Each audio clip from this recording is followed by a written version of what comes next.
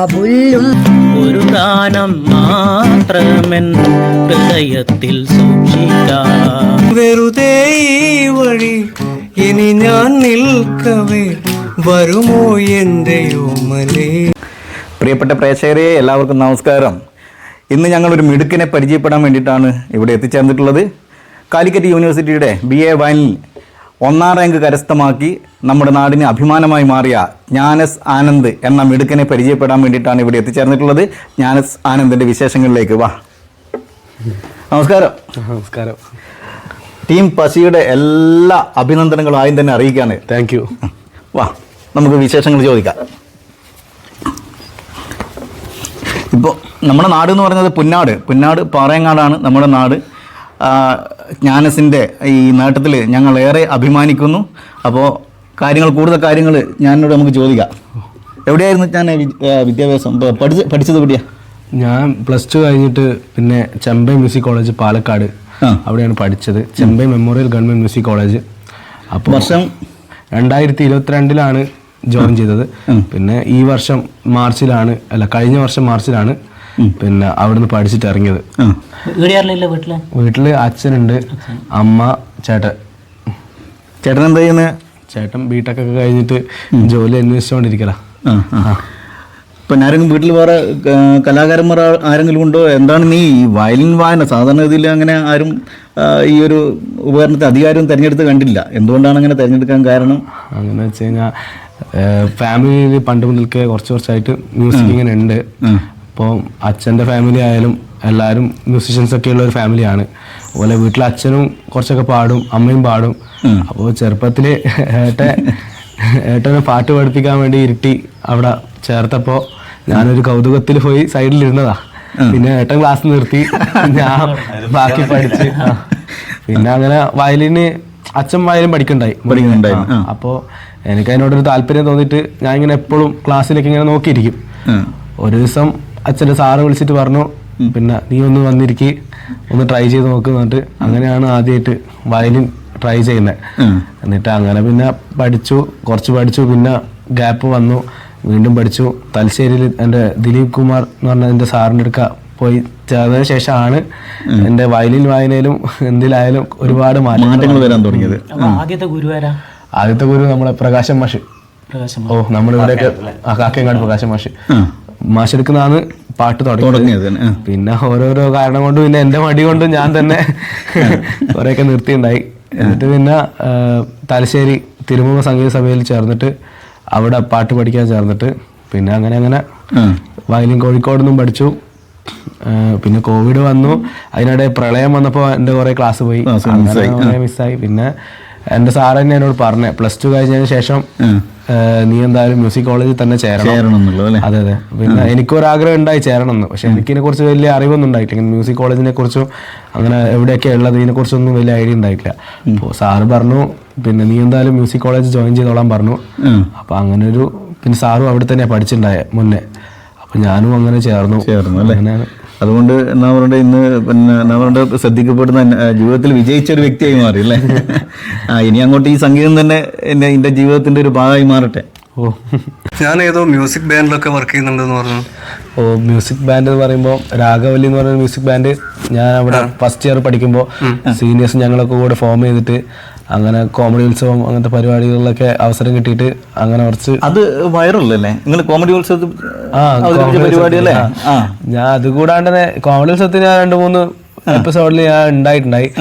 പിന്നെ രാഘവല്ലി കൂടാണ്ട് ഞങ്ങള് പിന്നെ വയലിനും ഫ്ലൂട്ടൊക്കെ വെച്ചൊരു ഫ്യൂഷൻ പോലത്തെ ഒരു സംഭവം ഞങ്ങൾ ചെയ്തിട്ടുണ്ടായി. അത് പക്ഷെ അങ്ങനെ ആൾക്കാർ അറിഞ്ഞിട്ടില്ല.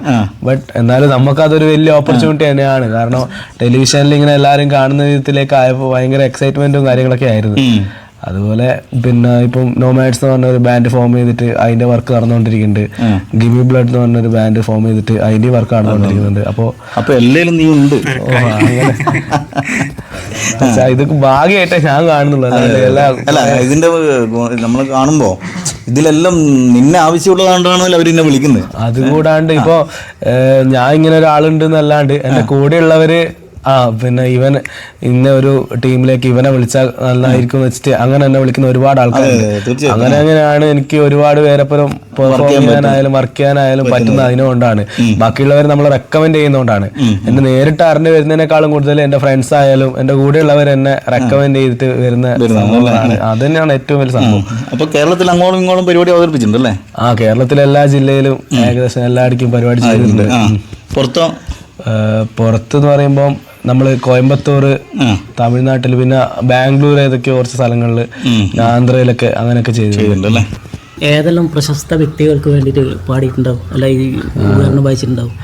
അന്ന് വെച്ച് കഴിഞ്ഞാല് മഞ്ചരി ചേച്ചീന്റെ ബാൻഡിൽ കുറച്ചു കാലം വർക്ക് ചെയ്യാനുള്ള ഒരു ഭാഗ്യം ഉണ്ടായിട്ടുണ്ട്. അതല്ലേ നീ ആദ്യം പറയണ്ടേ? പക്ഷെ അത് എന്റെ കോളേജിലെ ക്ലാസ്സും എക്സാം ഒക്കെ വന്ന് ഇങ്ങനെ ക്ലാഷ് വരുന്ന സമയത്ത് ഒരു ബുദ്ധിമുട്ടുണ്ടായതുകൊണ്ടാണ് അതിൻ്റെ അകത്ത് ഇറങ്ങേണ്ടി വന്നത്. അതൊരു റിഗ്രറ്റ് ആണ്.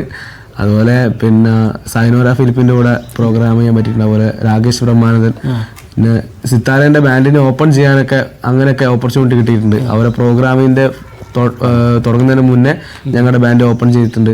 അങ്ങനെ കുറെ പേരെ ഒന്നാമത് പരിചയപ്പെടാൻ പറ്റിയിട്ടുണ്ട്. നേരിട്ടിട്ട് വർക്ക് ചെയ്യാൻ പറ്റിയിട്ടില്ലെങ്കിലും ഒരുപാട് പേരെ ഇങ്ങനെ പരിചയപ്പെടാനുള്ള ഒരു ഭാഗ്യം കിട്ടിയിട്ടുണ്ട്.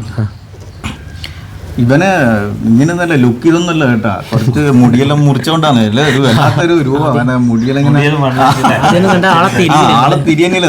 ഞാൻ തന്നെ സൂക്ഷിച്ചു. ഇവന്റെ അച്ഛനോട് ഞാൻ ചോദിച്ചു അതായത് ആള് ാനാണ് മനസ്സിലായി. എന്തായാലും ഇവന്റെ പരിപാടി കാണാനാണ് നമ്മൾ പോയത്. പക്ഷെ ഇവനെ തിരിയുന്നില്ല. സ്റ്റേജിൽ ഇവനേതാന്ന് മനസ്സിലാകുന്നില്ല. കുറെ കാലത്തിന് ശേഷമല്ലേ കാണുന്നത്. കാരണം പഠിക്കുന്ന സമയമായതുകൊണ്ട് ഇവനെ മിക്കവാറും നമ്മൾ കാണില്ല.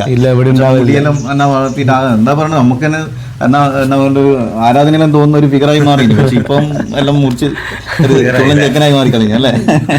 നമുക്ക് വേണ്ടിട്ട് വയലിന് എന്തെങ്കിലും ഒരു കീർത്തനം പാടും. അല്ല, ഈ സാധനം പഠിക്കാൻ എനിക്ക് ഭയങ്കര ആഗ്രഹമായിരുന്നു കേട്ടോ. രണ്ട് വീട്ടിലെ പിന്നാട് ക്ലാസ് തുടങ്ങിയിട്ടില്ലല്ലോ. ഞാൻ ആട്ടം വരെ പോയതാ. സമയം കഴിഞ്ഞു.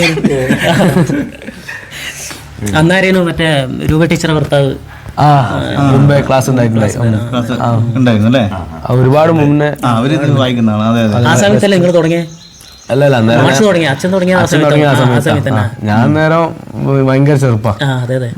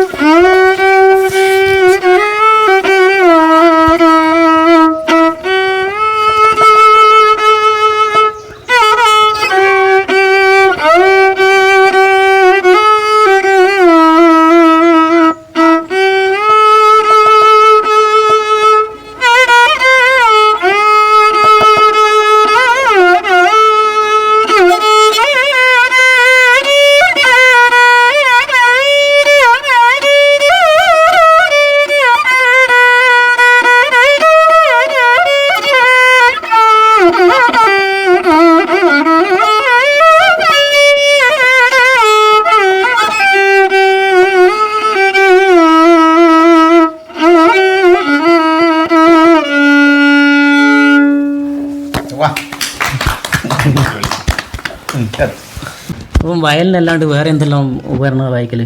വയലിനല്ലാണ്ട് ഗിറ്റാറാണ് മെയിനായിട്ട് ഷോ ഒക്കെ ചെയ്യല്. പക്ഷെ വയലിനാണ് എനിക്ക് കുറെ താല്പര്യമുള്ളത്. പക്ഷെ ഗിറ്റാറും വായിക്കും. ഇന്നൊരു കാര്യം ചെയ്യും, പാട്ട് പാടും, ഇപ്പം വായിക്കട്ടെ. പാട് രസമല്ലേ, നമുക്കൊരു അരങ്ങാക്കാലോ. അതല്ലേ രസം. പാട്ടൊന്നും പാടാൻ അറിയില്ല, പക്ഷെ രണ്ടുപേര് പാടാം. ഗിറ്റാറില്ല? ഗിറ്റാറില്ല. ഒരു പുഷ്പം മാത്രമെൻ പൂങ്കുലയിൽ നിർത്താൻ ഞാൻ ഒടുവിൽ നീത്തുമ്പോൾ ചൂടിക്കുവാൻ. ഒരു ഗാനം മാത്രമെൻ ഹൃദയത്തിൽ സൂക്ഷിക്കാം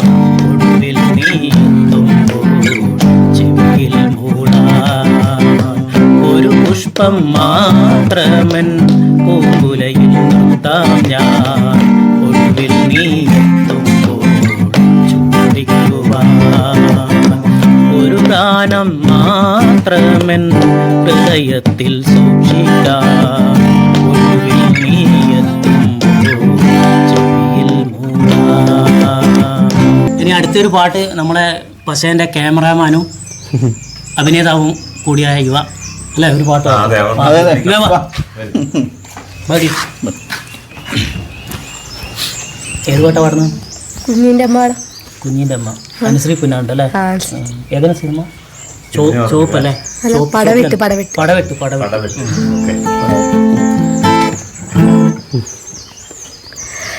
കുഞ്ഞിൻ്റെ അമ്പേന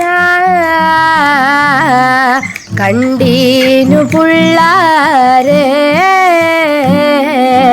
ഞാൻ കണ്ട് അവിടാന്ന് കണ്ടീന്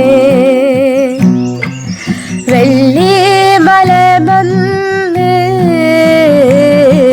അപുല്ലും പറച്ച് പൈ ആറ്റാഞ്ചനയിന്ന് അതിരും കുടിച്ച് പൈ ഒന്നാം വിളിക്ക് പൈ അകാതോർത്തു നിന്നീനേ രണ്ടാം വിളിക്ക് പൈ ആനക്കർ വർണ്ണീനേ രാരീരം രാരീരം രാരീരം രാരീരം രാരീരം രാരീരം രാരീരം രാരീരോ.